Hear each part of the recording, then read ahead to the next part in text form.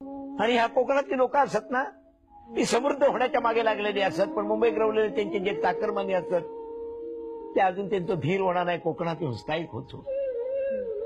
त्या दृष्टीने मी कोकणातल्या माझ्या भावबंधांना मी एकच आवाहन करीन, तुम्ही मुंबईत असाच, मुंबईत राहतात, कोणी व्हीआरएस घेतले ना, कोणी रिटायर झाले, त्या सगळ्यांना माझी एक हात जोडून कळकळीची विनंती असा, हो हात जोडून कळकळीची विनंती असा, जे माझे भाऊबंद मुंबईत जाऊन रवलेले असत, मुंबईत वास्तव्य करून असत, काबाड कष्ट करून स्वतःचा साम्राज्य निर्माण करण्याचा प्रत्येकाने प्रयत्न केलेला असा, पण मुंबईत आता काय रवलं नाही. हो, मुंबई आमची रवली नाही, लक्षात ठेवा.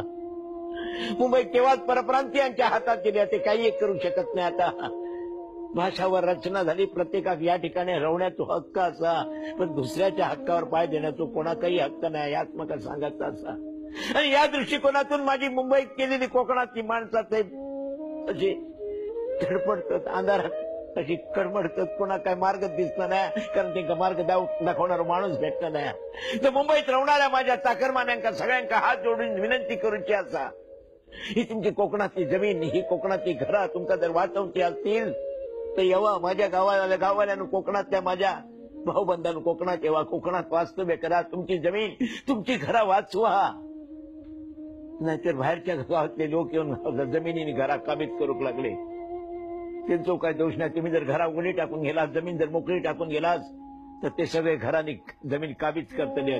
आणि काही वर्षांनी तुमची पिढी जर कोकणात रवा केली तर तुमका तांबीवर ठेवून सुद्धा जागा मिळतली नाही.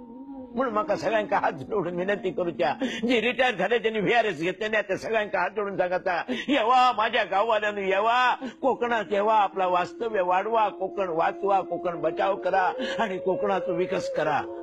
हा विकास करा, दुर्लक्ष करू नको. होच माझा संदेश आणि होच माझा उपदेश.